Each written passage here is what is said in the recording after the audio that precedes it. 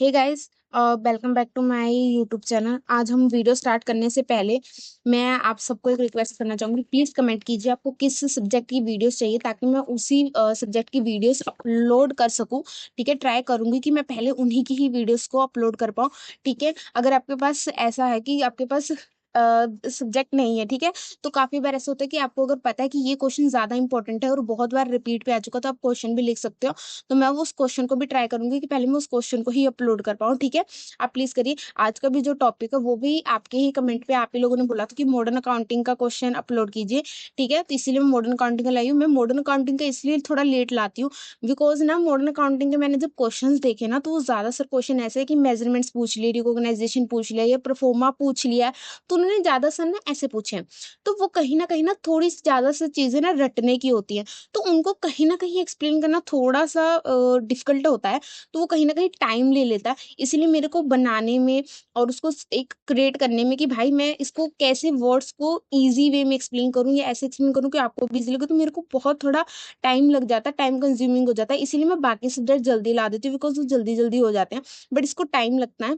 तो इसीलिए मैं थोड़ा लेट लाती हूँ, बट मैं ट्राई करूंगी कि अब आप लोग को मॉडर्न अकाउंटिंग चाहिए तो मैं धीरे धीरे इसकी भी कोशिश करूंगी, थोड़ा जल्दी लाने की ट्राई करूंगी। ठीक है, तो क्वेश्चन स्टार्ट करते हैं। क्वेश्चन में क्या है, write a note on recognisation and measurement principle applicable to an interim report. ठीक है, अब आपको इतना कंफ्यूजन नहीं होना कि रिकॉग्नाइजेशन क्या है, मेजरमेंट्स क्या होते हैं। ठीक है, इन वर्ड का मीनिंग हम जब आगे पढ़ेंगे ना तो आपको पता लगेगा। आप सिर्फ इतना समझ लो कि ये क्वेश्चन है और ये क्वेश्चन पूछा है। ठीक है, अब मैं आपको इंट्रोडक्शन स्टार्ट करने से पहले मैं आपको बताती हूँ कि भाई देखो, आपको पता है कि फाइनेंशियल स्टेटमेंट कब बनती है। फाइनेंशियल स्टेटमेंट ईयरली बनती है। ठीक है, अब वो कैलेंडर ईयर पे बने या फाइनेंशियल ईयर पे, मैं आपको क्लियर कर दूं कैलेंडर ईयर और फाइनेंशियल ईयर क्या होता है। कैलेंडर ईयर वो होता है जब हम कैलेंडर के अकॉर्डिंग चलते हैं, मतलब 1 जन से शुरू हुए और 31 दिसंबर तक। ठीक है, तो कैलेंडर ऐसे ही बनता है ना, 1 दिसंबर से शुरू होता है और 31 दिसंबर को खत्म हो जाता है, तो वही कैलेंडर के अकॉर्डिंग। ठीक है, फाइनेंशियल ईयर क्या होता है, फाइनेंशियल ईयर होता है जैसे 1 अप्रैल से शुरू होता है, 31 मार्च को खत्म होता है। कब शुरू होता है, 1 अप्रैल को, खत्म कब होता है, 31 मार्च को खत्म होता है। ठीक है,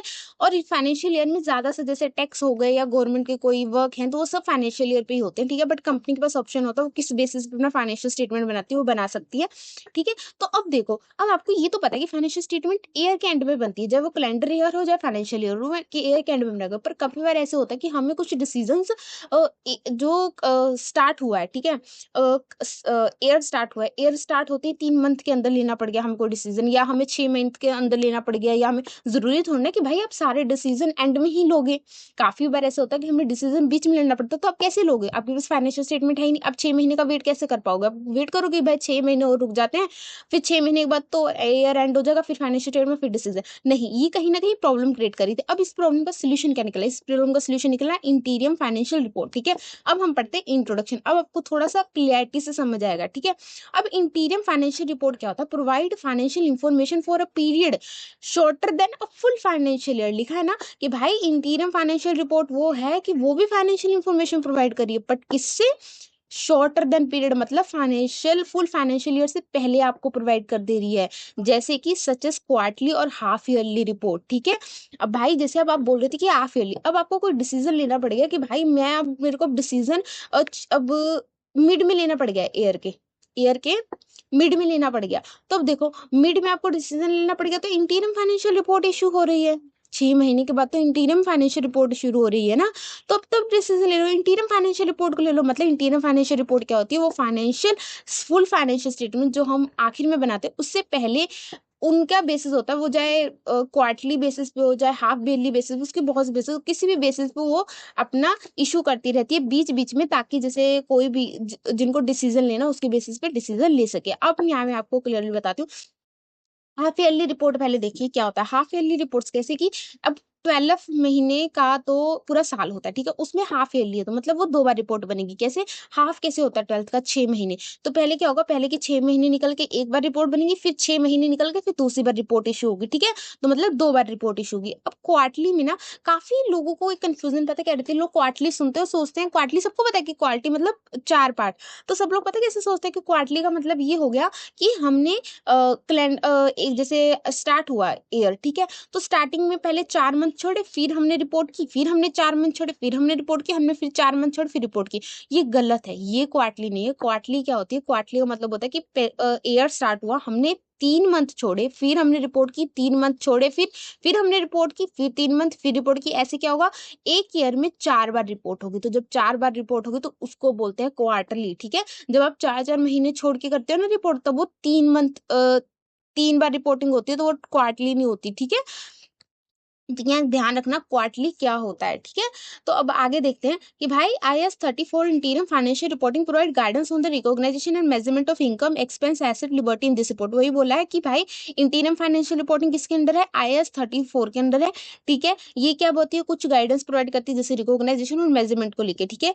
अब इसको हम आगे आपको पता ही लग जाएगा कैसे रिकॉग्नाइजेशन मेजरमेंट होता है डिटेल में, ठीक है? अभी पहले इतना कंप्लीट करते हैं इंट्रोडक्शन। इसमें क्या लिखा आगे? Interim report helps investor, management, other stakeholder track performance without waiting for annual account. मैंने पहले ही बोला था काफी बार डिसीजंस लेने पड़ जाते, काफी लोग को जरूरत होती, तो उसी में से लिखा है कि भाई इन्वेस्टर, मैनेजमेंट, स्टेक होल्डर, उन्हें काफी बार बीच में परफॉर्मेंस देखनी होती है। वो ऐसे वेट थोड़ी ना करेंगे कि अभी उनको आगे देखो फाइनेंशियल। अब तो आप लोग मान लो कि स्टेक होल्डर है, ठीक है? वो ओनर है, ठीक है? उसने शेयर्स खरीदे हुए हैं, ठीक है? तो अब देखो, अगर अगर वो 3-3 महीने के बाद, जब मान लो कि 3-3 महीने के बाद वो रिपोर्ट देखता रहेगा, एनुअल रिपोर्ट, तो उसको पता लगता रहेगा कि उसको प्रॉफिट हो रहा है कंपनी में, ठीक है?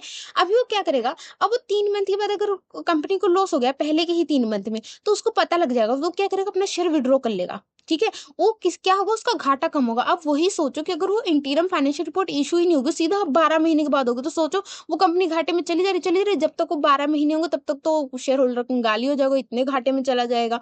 तो वही चीज़ बोलते हैं कि काफ़ी बार हमें हेल्प करता है, हमें काफ़ी बार परफॉर्मेंस ट्रैक करनी होती है, लेकिन हम क्या होता है कि हमें वेट करना पड़ जाता है फाइनेंशियल स्टेटमेंट को, तब तक बहुत देर हो जाती है। तो वही बोला कि अब हमें वो फाइनेंशियल स्टेटमेंट की वेट करने की ज़रूरत नहीं, क्योंकि इंटीरियम फाइनेंशियल रिपोर्ट होती है जो अपने-अपने वक़्त पे पहले आ जाती है फाइनेंशियल अकाउंट से, ठीक है? ताकि हम उसके बेसिस पे ट्रैक कर सकते हैं परफॉर्मेंस, हर एक चीज़ कर सकते हैं, वो कहीं न कहीं हमारे लिए हेल्पफुल हो गई, ठीक है? अब देखो रिकॉग्नाइजेशन प्रिंसिपल आ गया, ठीक है? अब इसमें क्या लिखा है? Recognisation refer to the process of recording item in the interim financial statement when they meet certain criteria. Recognisation का मतलब क्या है? रिकॉग्नाइजेशन क्या है? एक प्रोसेस है कि भाई हमें कौन सी रिकॉर्ड करनी है आइटम फाइनेंशियल स्टेटमेंट में, कब वो एक जब अपनी एक लिमिट क्रॉस कर दे। अब जब इसको जैसे सिंपल सा समझ लो कि इतना कि रिकॉग्नाइजेशन का मतलब है कि आपको कौन सी आइटम कहाँ रिकॉर्ड करनी है और कब रिकॉर्ड करनी है, इतना सा समझ लो। रिकॉग्निशन मतलब है कि आप अकाउंटिंग समझ लो कि भई हमें कहाँ रिकॉर्ड करनी है और किस वक़्त रिकॉर्ड करनी है, ठीक है? अब देखो अकॉर्डिंग टू IAS 34, याद रखना IAS 34 याद कर लो, बिकॉज़ इस स्टेटमेंट्स के आगे भी ये चीज़ें लिखी हुई हैं, आपके चैप्टर्स के आगे भी ये चीज़ लिखी हुई है, तो इनको याद कर लो कि भाई इंटीरियम फाइनेंशियल रिपोर्ट किसके अंदर आ रही है या सेगमेंट रिपोर्टिंग किसके अंदर आ रही है, ठीक है? तो ये सब चीज़ें थोड़ी-थोड़ी सेक्शन याद कर लो, ठीक है? अब फर्स्ट क्या है? Revenue recognition. भाई रेवेन्यू की हम पहचान कब करेंगे और उसकी हम अकाउंटिंग कब करेंगे और कहाँ करेंगे? अब देखो, revenue should be recognised when it is probable that future economic benefit will flow to the entity, ठीक है? And revenue can be measure reliable. अब देखो मैंने रिलायबल के नहीं यहाँ 3-4 मतलब लिख दिए, जैसे प्रूवन, ट्रस्ट एंड टेस्टेड, जो आपको ईज़ी लगे, जो आपको लगे कि हाँ भाई ये मेरे मीनिंग के अकॉर्डिंग बैठता है, उस वर्ड को अपने दिमाग में से जोड़ लेना, ठीक है? मैंने सिर्फ ये इसलिए लिख दिया, काफ़ी बार बच्चे ना राइटिंग कर लेते हैं और फिर उन लोग को याद नहीं रहता कि ये वर्ड का मीनिंग क्या था, फिर वो क्या करते हैं वापस वीडियो खोलते हैं, फिर वहाँ से जाके ढूँढते हैं इसका मैम ने क्या बोला था। तो वही चीज़ है कि आपको लिख के नोट्स बना के रखने, तो आपको कहीं प्रॉब्लम ना आए, आपको दोबारा से वीडियोज़ ना खोलनी पड़े, इसलिए मैं लिख दिया, ठीक है? इसको लिखने की वैसे ज़रूरत नहीं है, रिलायबल के मीनिंग, ठीक है? तो वही क्या बोला उन्होंने, बोला कि revenue should be recognised when it is probable that future economic benefit will flow to the entity. मतलब कि आपको श्योरिटी है, आपको पता है कि जो फ्यूचर में, ठीक है? वो जो इकोनॉमिक बेनिफिट है ना, वो कंपनी में आएगा ही आएगा, एंटिटी में फ्लो करेगा ही करेगा, वो इकोनॉमिक बेनिफिट मतलब वो प्रॉफिट आएगा ही आएगा, ठीक है? अब देखो आगे क्या, revenue can be measure reliable, मतलब वो जो रेवेन्यू है ना, जब हम उसको मेजर कर रहे हो, एक रिलायबल वे में मेजर होना चाहिए। अब रिलायबल वे कैसे हो सकता है? या तो वो प्रूवन वे हो, या ट्रस्टेड वे हो, या वो टेस्टेड वे हो, मतलब आपके पास एक प्रूफ होना चाहिए कि रिलायबल होना चाहिए कि भाई इससे अगर हमने रेवेन्यू मेथड कैलकुलेट कर लिया ना तो सही ही होगा। ऐसा नहीं हो सकता कि भाई ये गलत भी जा सकता है, कि हाँ मोस्टली चांसेस गलत भी हो सकता है, पर मोस्टली चांसेस ये है कि भाई जैसे अब 100% तो 100% में ऐसा है कि ऐसा मान लो कि 90% तो चांसेस सही है कि ये सही है। हमने सही मेज़र किया, हमने सही कैलकुलेशन किया, हम सही लिख रहे हैं। बाकी 10% का तो भाई देखो हर चीज़ में तो गलती थोड़ी रहती है, ठीक है? तो वही चीज़ बोला है। कि भाई रेवेन्यू कब हम रिकॉर्ड करेंगे, रेवेन्यू हम तब रिपोर्ट करेंगे जब हमें पता है कि भाई वो फ्यूचर में वो इकोनॉमिक बेनिफिट कंपनी में आएगा ही आएगा और हमने उसको मेजर एक सही रिलायबल वे में किया हुआ है, ठीक है। अब देखो आगे सेकंड क्या, the principle are consist with annual reporting example share revenue is recognised when goods and service are delivered. अब देखो वही बोला है कि सेम प्रिंसिपल कहाँ अप्लाई होता है, एनुअल रिपोर्टिंग में, जो हम फाइनेंशियल रिपोर्टिंग बना रहे हैं ना, सेम वही यही वही सेम उसमें एनुअल रिपोर्टिंग में भी सेम क्या कहते हैं उसको, सेम प्रिंसिपल फॉलो हो रहा है। जैसे कि एग्जांपल देखो, ये एग्जांपल आप इंटीरियम पे भी लिख सकते हो, जैसे कि sale revenue is recognised when goods and service are delivered. जो यहाँ लिखा था ना, revenue can be measure reliable, मतलब कि एक रिलायबल वे में मेजर होनी चाहिए, उसका मतलब यही है कि मतलब हमने सेल रेवेन्यू कब डालनी है, जब गुड्स और सर्विस डिलीवर्ड हो गई है। अब देखो आपने गुड्स एंड सर्विस अपनी तरफ से भेज दी, ठीक है, आपने भेजते क्या कर दी, आपने फटाफट एंट्री डाल दी कि भाई हमने 5 लाख की सेल कर दी, ठीक है। अब वो सोचो कि बहुत सारे रीजन हो सकते हैं, वो सोचो कि आग लग गई हो, ठीक है, कोई चीज हो गई हो, वो चोरी हो गया हो, गुड्स रास्ते से चोरी भी हो सकता है, या आप आगे तक गए तो उन्होंने कैंसिल कर दिया हो, ठीक है, कि हमें नहीं चाहिए। तो बहुत सी चीजें हो सकती है। तो बाद में आप क्या करोगे, फिर आप वो एंट्री को कट करके नीचे से कुछ काचे माचे करोगे, फिर आप उसको एंट्री का कुछ लिखना नहीं। वो बोलते हैं ऐसे नहीं लिखना, आपको उस गुड्स को भेजा, आपने प्रोड्यूस किया, फिर भेजा, वो गुड्स वहां तक गया और जो बायर था उसने लिया, उसने उस पर रसीद की, तो चाहे वो पेमेंट अब है, चाहे वो पेमेंट क्रेडिट पे है, कुछ भी हो, ठीक है, उसने रसीद एक्सेप्ट कर ली ना, सब कुछ हो गया। जब सब हो गया उसके हाथ में पहुंच गई, तो आपके पास प्रूव है कि भाई हमने गुड्स भेजा था, उन्होंने लिया है, वो यूज कर रहे हैं, मतलब उन्होंने एक्सेप्ट किया है गुड। तब आप उसकी सेल डालोगे कि भाई मैंने 5 लाख की सेल कर दी है, ऐसे नहीं डालोगे, ठीक है, क्योंकि फ्यूचर में आपको नहीं मालूम कि वो वहां तक पहुंच भी पाएगा कि नहीं पहुंच पाएगा, तो अपने तभी तो वही चीज है कि एक रेवेन्यू कैसे मेजर होनी चाहिए, रिलायबल वे में, मतलब तभी उसको यूज करो जब आपके पास प्रूफ है या आप श्योर हो कि भाई ये एक्चुअल में आएगा और ये हो गई है, ठीक है। अब आपको आई होप ये revenue can be measure reliable में भी क्लियर हो गया होगा, और ये जो फ्यूचर इकोनॉमिक है उसमें भी क्लियर होगा, आपको एग्जाम्पल अब समझ आ गई होगी, ठीक है। अब क्या है दूसरा, क्या एक्सपेंस रिकॉग्नाइजेशन, ठीक है। अब इसमें क्या लिखा है, expense are recognised in the period in which the related revenue is earned following the matching principle. अब देखो मैचिंग प्रिंसिपल पहले क्या होता है, मैचिंग प्रिंसिपल का मतलब क्या होता है ना, कि जिस ईयर में आपको कोई इनकम हुई और इनकम अर्न करने के लिए आपको जो एक्सपेंस लगे, उसी वक्त उसी ईयर में वो होंगे, ठीक है, उसी ईयर में वहीं पे ही डलेंगे वो लोग, उसको बोलते हैं मैचिंग एक्सपेंस, ठीक है। मैचिंग प्रिंसिपल मतलब कि जब आपने कोई चीज, मतलब अब देखो आपने जो सेल की, यहाँ पे जो फर्स्ट वाले में एग्जांपल थी, आपने सेल की, ठीक है। अब वो सेल करने के लिए आपको खर्चे भी तो लगे होंगे ना, आपकी तरफ से अगर ट्रांसपोर्ट हो रहा होगा तो ट्रांसपोर्ट का खर्चा, अगर आपने वो उसको कहीं वेयर हाउस में रखा होगा, तो अगर आप 5 लाख की सेल कर रहे हो तो भाई छोटा सामान तो होगा नहीं कोई, तो आपने उसकी वेयर हाउसिंग की होगी तो उसका खर्चा। तो आप उसको पहुंचाने के लिए, वहां तक पहुंचाने के लिए आप रसीद बना रहे हो, आप जीएसटी पे कर रहे हो, तो जितने खर्चे हैं उस वक्त आप सेल करने के लिए कर रहे हो, तो सब खर्चे उसी वक्त उसी ईयर में ही रिकॉर्ड होंगे, उसको बोलते हैं मैचिंग प्रिंसिपल, ठीक है। उसको ऐसे नहीं कि आप 2 साल बाद करोगे, ठीक है, तो ऐसा नहीं होता। तो उसमें आगे यहाँ पे क्या लिखा था, पहले क्या लिखा था, expenses are recognised in the period in which the related revenue is earned. अब मैंने आपको बोलता ना मैचिंग प्रिंसिपल क्या मतलब होता है, कि जिस ईयर में आपने कोई अर्न की है इनकम, उसी इनकम पे जब आपने कोई एक्सपेंस अर्न किया तो उसी ईयर पे ही होगा। तो वही चीज देखो अभी यहाँ लिखी है, देखो recognise in the period in which the related revenue is earned, जब कोई रिलेटेड रेवेन्यू इज अर्नड है उससे रिलेटेड जो भी एक्सपेंस होगा उसी पीरियड में ही होगा, जैसे कि मैचिंग प्रिंसिपल को फॉलो कर रहा है, ठीक है। अब आपको क्लियर हो गया होगा। अब आगे देखते हैं, for interim period some expense may need estimation, example depreciation, employ bonus, ठीक है। अब जाइए आप पॉइंट यहाँ छोड़ भी दो, क्योंकि हम आगे जाके पॉइंट को थोड़ा लंबे में भी लिखेंगे, बट ऐसे लिखना हो थोड़ा लेंथ के लिए तो लिख सकते हो कि भाई इंटीरियम रिपोर्ट में ना, जो फाइनेंशियल रिपोर्ट होती है उसमें तो काफी सारी जितने भी आपके खर्चे हैं, ठीक है, वो सब फुल अमाउंट पे होते हैं, बट जो इंटीरियम रिपोर्ट होता है ना, तो उसमें क्या होता है कि जो काफी चीजें ना एस्टिमेशन बेस्ड पे होती हैं, बिकॉज एक्चुअल नहीं होता, जैसे कि डेप्रिसिएशन, एम्प्लॉय बोनस, ये एस्टिमेट के अकॉर्डिंग डाल देते हैं, ये एक्चुअल नहीं होती है, ठीक है। ये मैं थोड़ा सा आगे जब जाऊंगी तो उसको थोड़ा क्लियर कर दूंगी। अब देखो कंसिस्टेंसी क्या है, ठीक है, थर्ड है consistency, the same accounting policy applied in annual financial statement should also be applied in interim report unless a change is justified, ठीक है। देखो कंसिस्टेंसी का क्या मतलब, अब उन्होंने बोल दिया कि भाई अब देखो आपको ये नहीं सोचना, अब मेरे को आप बताओ कि भाई आपको ईयरली के बीच में आपको रिपोर्ट मिल रही है, ठीक है, जब भी मिल रही है, वो क्वार्टरली मिल रही है, हाफ ईयरली मिल रही है। अब लोगों सोचो कि वो इंटीरियम रिपोर्ट कुछ अलग ही बनी बड़ी है, उन्होंने अपने अकॉर्डिंग से उसको बना दी, अपने अकॉर्डिंग से सेल डाल दी, अपने अकॉर्डिंग से परचेज डाल दिया, कुछ भी चेंजेस कर दिए, कोई भी फॉर्मूला यूज कर लिया, ठीक है। और जो फाइनेंशियल अकाउंट बने तब कुछ और फॉलो कर लिया। तो भाई आपको इंटीरियम रिपोर्ट भी तो एक्चुअली आप ऐसे यूज कर रहे हो ना जैसे वो फुल फाइनेंशियल अकाउंट हो, फाइनेंशियल स्टेटमेंट हो। आप सारे डिसीजन इंपॉर्टेंट ऐसे ले रहे हो तो उसको आप लापरवाही से कैसे बना सकते हो? तो वही चीज बनाइए, बोलिए कि भाई उसको भी एग्जैक्टली ऐसे बनाना जैसे आपने पूरा फाइनेंशियल स्टेटमेंट बनाना है आखिर एंड में। बिल्कुल ऐसे कि आपको ये नहीं सुनना कि ये तो रफ है, हम क्वार्टरली बना रहे हैं, हम हाफ ईयरली बना रहे हैं, काम करके दफाओ करो, नहीं। आपको एग्जैक्टली ऐसे बनाना है कि आप पक्का काम कर रहे हो, कि आप 3 महीने के बाद पूरी फाइनेंशियल स्टेटमेंट पक्की बना रहे हो, ऐसे आपको बनाना है। सारे रूल रेगुलेशन वैसे ही फॉलो करनी जैसे आप फाइनेंशियल स्टेटमेंट में कर रहे हो, ठीक है। अगर कोई गड़बड़ भी हो तो पता भी लग सके, जैसे कि अब आपने इंटीरियर, बाद में क्या होता है ना कि इंटीरियम रिपोर्ट को आप मैच भी कर सकते हो फाइनेंशियल, बिकॉज देखो यार, जो चीज टोटल में हो रही हो, अगर देखो अब कोई चीज है, ठीक है, अब गिनती है, ठीक है, अब आपने हर एक का जोड़ा, तो भाई वो पांच पांच बनी, एक एक एक एक जोड़ा तो 500 बन गया, ठीक है, 5 बार जोड़ा। तो भाई उसको चाहे एक साथ 5 बोल दो आखिर एंड में, चाहे आप एक महीने का एक लिख दो, एक महीने का एक एक एक करके ऐसे जोड़ के शो करो। तो भाई जो भी है, तो अब जब सारी फाइनेंशियल रिपोर्ट इंटीरियम रिपोर्ट बन जाएगी तो कहीं ना कहीं आप मैच भी कर पाओगे, बिकॉज उन सबका ही जोड़ तो कहीं ना कहीं आखिर में बन रहा है ना फुल फाइनेंशियल स्टेटमेंट के रूप में।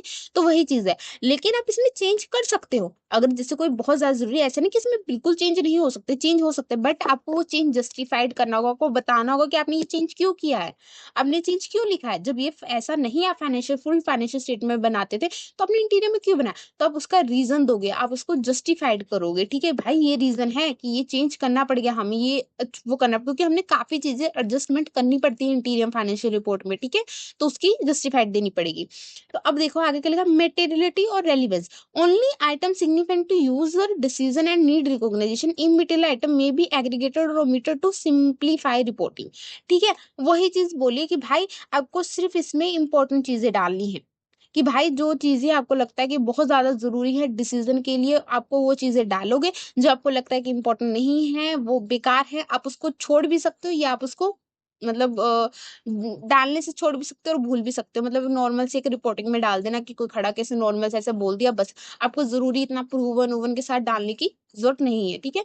तो वही चीजें डालो जो इंपॉर्टेंट होती है। अब मेरे को हाई होप ये 4 पॉइंट थे, आपको हर एक चीज क्लियरली समझ आ गई होगी कि कौन कौन सी चीज कब कब रिकॉर्ड करनी है, ठीक है। आगे देखते हैं, आगे क्या है, मेजरमेंट प्रिंसिपल।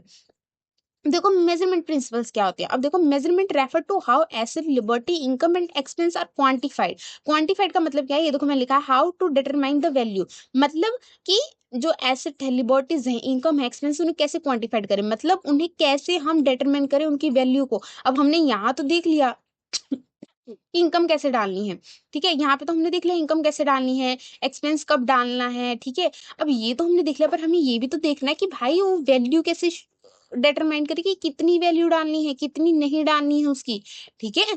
तो वही चीज है। अब देखो IS 34 provide the following guidance बताता है, जैसे कि फर्स्ट क्या है, use of air and measurement basis.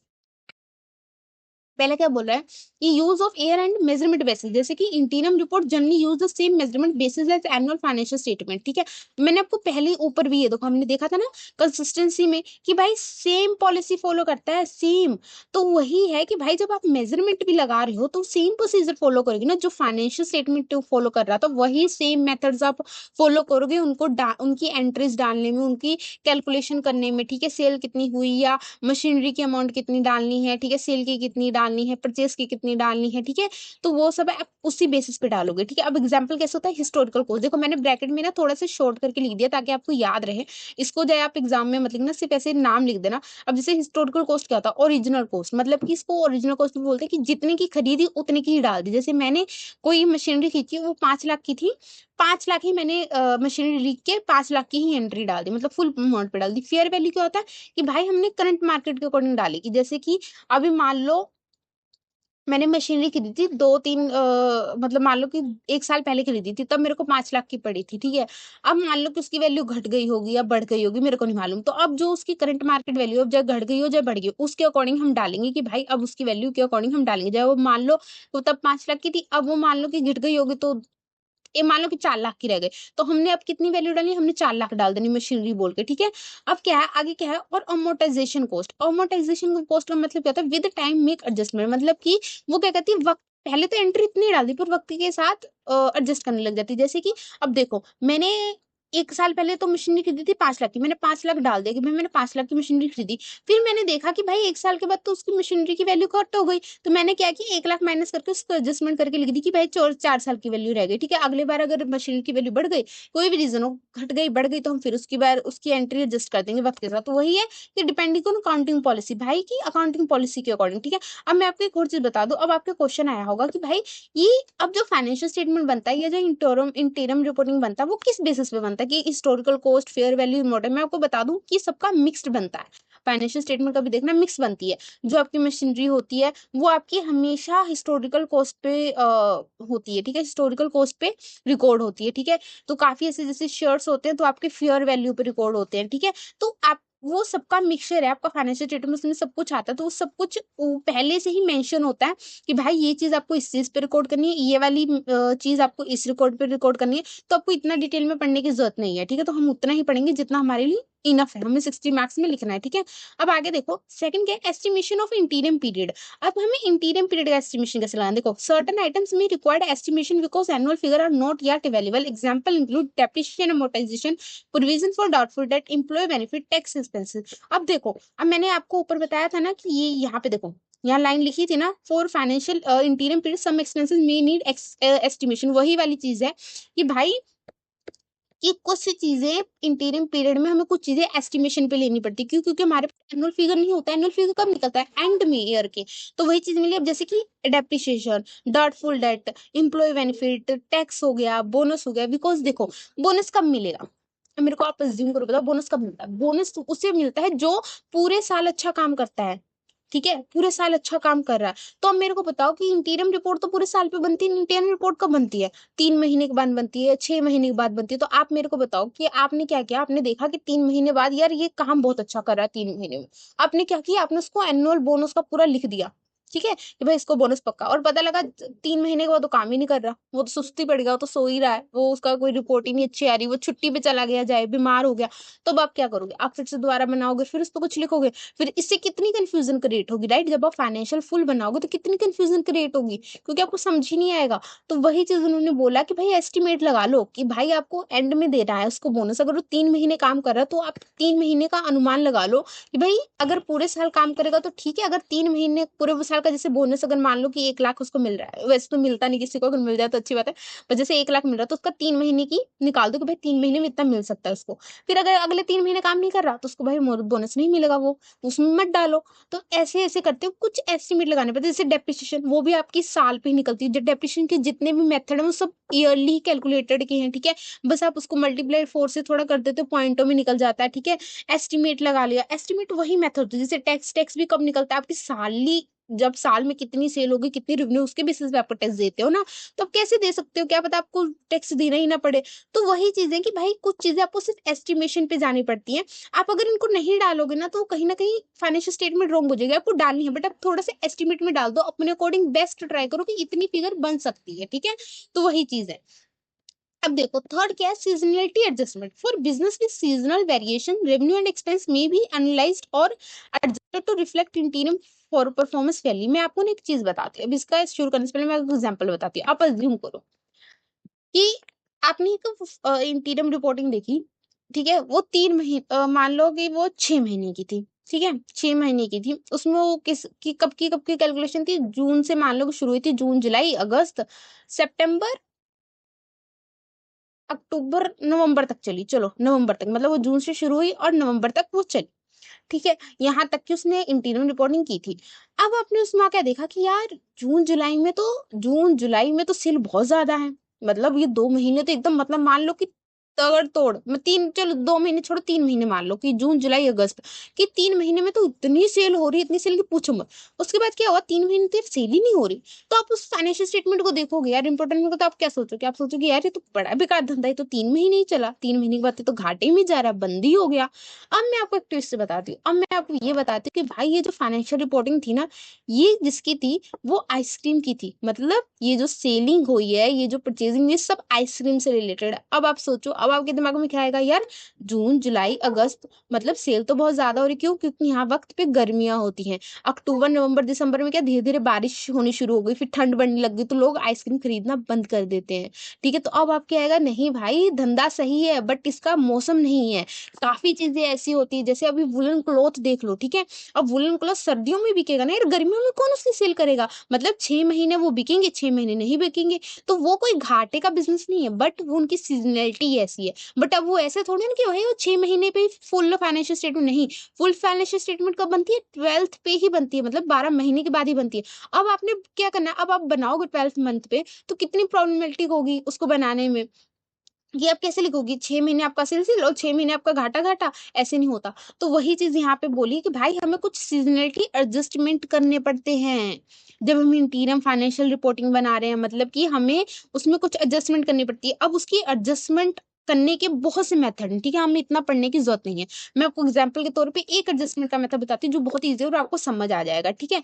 क्या करना कि नीचे नोट मेंशन कर देना। आपने फाइनेंशियल स्टेटमेंट बनाई वो 6 महीने की इंटीरियम वाली, आपने देखा कि 3 महीने का प्रॉफिट था, 3 महीने का नहीं, तो आपने वहां लिख देना है नीचे नोट बना के कि भाई आइसक्रीम का बिजनेस है, 3 महीने गर्मियां थी, अब ये 3 महीने सर्दी आ गई, 3 महीने सेल नहीं होगी। ठीक है, अगली बार जब गर्मी आएगी तब सेल होगी। तो ये जो सेल है ना, यही हमारी टोटल सेल है, मतलब ये सेल हमारा बिजनेस घाटे में नहीं जा रहा, हमारा प्रॉफिट में ही है। तो आपको वो एडजस्टमेंट करने का तरीका है, तो वही बोला है कि आपको सीजनल के अकॉर्डिंग एडजस्टमेंट होती है, रेवेन्यू एक्सपेंस की करनी पड़ती है। एडजस्टमेंट करने के बहुत से मेथड है, ठीक है। मैंने आपको सिर्फ एक छोटा सा एक मेथड बताया, जैसे कि आप नीचे नोट छोड़ दो। अगर आप नोट नहीं छोड़ोगे तो देखने वाले को ऐसे लगेगा कि भाई ये तो 3 महीने से बहुत अच्छा प्रॉफिट कराया, 3 महीने बेकार है, धंधा बेकार है, ठीक है। तो आपको बताना है कि भाई ये इस रीजन से कि अभी जैसे वुलन नहीं बिक रहे, ठीक है। वुलन क्यों नहीं बिक रहे? बिकॉज गर्मियां हैं, ठीक है। तो ऐसे चलता है बिजनेस, तो काफी बार ऐसे इफेक्ट पड़ जाता है, तो आपको ये चीज दिखानी है, बिकॉज इससे क्या होता है ना, फेयर व्यू मिलता है। आप ये आपको समझ आता है, क्लैरिटी मिलती है, आपका घाटे में नहीं जाता। नहीं तो लोग ना आपको मिसअंडरस्टैंड करके आपके स्टेटमेंट को वो क्या करेंगे, इन्वेस्ट नहीं करेंगे, सोचेंगे ये कंपनी बेकार की है, ये घाटे में जा रही है, ठीक है। फोर्थ क्या है हमारे पास? फोर्थ है इनकम टैक्स मेजरमेंट। अब देखो आपको पता तो लग गया, टैक्स तो भाई उस पे एस्टिमेट पे जाता है, फिर भी बात ये है कि टैक्स कैसे मेजर होगा। देखो यहाँ पे ना ये जो लिखा ना, interim tax expenses estimate using the best estimation of the annual effective tax rate applied to interim profit और लॉस। ये जो best estimate of the annual effective tax rate है ना, यही एक ये मेथड है, ये मतलब मेथड है, ये जो यहाँ लिखा है ना, best estimate of the annual effective tax rate, ये मेथड है, ठीक है। ये नाम है उस मेथड का।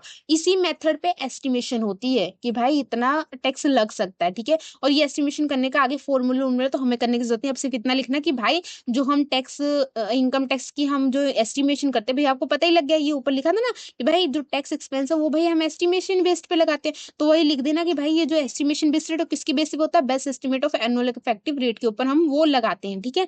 अब फिफ्थ क्या है? फिफ्थ है recognisation of change in fair value, ठीक है। आप देखो, if IFRS required certain asset and liberty to be measured at fair value, these changes should be recognized in interim periods just as they would be in annual reporting। जैसे देखो आप normal तो बना ही रहे हो, ठीक है, बाई चांस जैसे अभी काफी बार ऐसे हो जाता है ना कि कोई ऐसी एंट्री है जो मतलब IAS ने ही बोल दी कि भाई IFRS ने बोल दी कि इसको आप फेयर वैल्यू पे ही रिकॉर्ड करोगे, तो आपने क्या करना है कि आपने ऐसे नहीं बोलना कि भाई हम तो फुल में कर देंगे, जब हम फाइनेंशियल स्टेटमेंट एंड में बनाएंगे ना 12th वाला, तो हम क्या करेंगे, हम तब डाल देंगे, अभी नहीं डालते। तो ऐसा नहीं है, आपको मालूम है कि आपको सेफ बोला है कि जैसी फाइनेंशियल स्टेटमेंट फुल बनती है वैसी आपको इंटीरियम बनानी है, डिट्टो। तो अगर उसमें कोई चीज बोली तो आप ये नहीं बोलोगे कि मैं तब उस वाले में बनाऊंगा, आपको अब भी इंटीरियम में भी वही चेंज करना होगा, वैसे ही वो अमाउंट डालनी होगी, ठीक है। तो वही चीज बोली है कि recognise change in fair value, कोई भी चेंज IFRS की तरफ से है तो आपको वो तुरंत डालना होगा वहीं पे। अब देखो की पॉइंट टू रिमेंबर, कुछ पॉइंट है जो याद रखने की जरूरत है, जैसे इंटीरियम report do not create new accounting policy, they apply annual principal on a proportionate and estimate basis. आपको पहले ही बता दे, कितनी बार रिपीट कर दे कि जो इंटीरियम रिपोर्ट है वो कोई रफ रिपोर्ट नहीं है, उसको आप फाइनल रिपोर्ट के अकॉर्डिंग ही लेके बनाओगे, ठीक है। जो ऐसे नहीं सोचना कि भाई ये तो हम हाफ ईयरली बना रहे, 2 ईयरली तो रफली बना लो, नहीं। डिट्टो वैसी ही बनानी, वही पॉलिसीज फॉलो करनी है, कोई न्यू पॉलिसीज नहीं बना देनी, कोई रूल रेगुलेशन नहीं बना देनी, डिट्टो वैसे ही बनानी जैसे फाइनल बना रहे हो। हाँ, कुछ चीजें आपको नहीं लग रही कि भाई ये कैसे डालेंगे, तो उसको एस्टिमेट बेसिस पे डालो, लेकिन आपको डालनी है तो डालनी ही है, ठीक है। आगे क्या, कंसिस्टेंसी बिटवीन इंटीरियम और financial reporting essential for compatibility. अब आप लोग ये सोचोगे भाई इतना क्यों जरूरी है, ठीक है, आखिर में तो हमने बनानी है ही है ना फुल रिपोर्टिंग। भाई 12th मंथ के बाद तो बनानी है, ऐसा तो नहीं है कि भाई हमने ये महीने महीने में बना दी तो हमें आखिर में नहीं बनानी पड़ेगी, बिकॉज बिकॉज कहीं ना कहीं वो कंपेयर करने में हेल्पफुल करता है। अब आपने देखो, आप सोचो कि भाई अगर आपने ऐसे 3 महीने का प्रॉफिट दिखा दिया, फिर आपने 3 महीने का ऐसे प्रॉफिट दिखा, आप ऐसे धोखा दे दे के आपने बोला कि भाई मैं कच्चे वैसे से मेथड लगा के इन लोगों को प्रॉफिट दिखा के अपना निकालता रहता हूँ। 12th मंथ के बाद तो आपको पक्की वाली बनानी है फाइनेंशियल। तो अब क्या किया आपने, देखा अब तो पता लगा यार ये तो घाटे निकल रहे हैं। तो वही चीज है कि आप कंपेयर कर सकते हो कि भाई देख सकते हो कि भाई अगर कोई गड़बड़ की है आपने फाइनल में भी, तो भाई कि ये ऊपर जो एंट्री थी ना इसके अकॉर्डिंग डली थी, फिर दूसरे महीने इसके अकॉर्डिंग डली थी, तीसरे में आकर घाटा कैसे हो गया, 12 महीने के बाद घाटा कैसे हो गया, या पहले 3 जो हम इंटीरियम बना रहे थे उसमें तो घाटे चल रहे थे, ये आखिरी में आके प्रॉफिट कैसे हो गया। तो आप कंपेयर कर सकते हो, ठीक है, कहीं ना कहीं ऐसे बोल दो कि डबल क्रॉस चेकिंग हो जाती है, ठीक है, वही चीज डबल क्रॉस चेकिंग हो जाती है। अब क्या बोला कि recognition and measurement should reflect the economic reality of the period and provide relevance and reliable information to users. वही वाला जो रिकॉग्नाइजेशन है मेजरमेंट हो, क्या हमें बताते हैं कि रियलिटी बताता है, हमें हेल्पफुल करता है कि हम भाई एक रेलिवेंट और रिलायबल इंफॉर्मेशन दे सकें, ठीक है। अब आगे कंक्लूजन, कंक्लूजन क्या है, the recognisation and measurement principle in interim report ensure that financial statement for short period are useful, reliable and comparable with financial annual financial statement. वही बोला कि भाई जो जो हमने जिस हिसाब से मतलब जो हमें रिकॉग्नाइजेशन मेजरमेंट्स प्रिंसिपल्स दी हैं आईएएस ने, उसके अकॉर्डिंग क्या है कि जो फाइनेंशियल स्टेटमेंट है बहुत यूजफुल हो गई है, रिलायबल हो गई है, कंपेरेबल हो गई है, ठीक है। By following IAS 34 organisation provide stakeholder with timely insight while maintaining consistency with annual reporting standard. वही है कि भाई इसको फॉलो करने से क्या होगा, जो स्टेक होल्डर होंगे, इन्वेस्टमेंट होंगे, ठीक है, जो अदर्स यूजर्स होंगे, उनसे क्या होगा, वो डेली डेली आपकी कंपनी में देख पाएंगे कि आपकी कंपनी क्या कर रही है, कैसे कर रही है, ठीक है, वो सब समझ पाएंगे और आपको कोई प्रॉब्लम भी नहीं होगी, ठीक है, वही चीज बोली है। अगर आपको वीडियो हेल्पफुल लगे तो लाइक कीजिए, शेयर कीजिए, सब्सक्राइब करना ना भूलिएगा। थैंक यू फॉर वॉचिंग, मिलते हैं नेक्स्ट वीडियो में।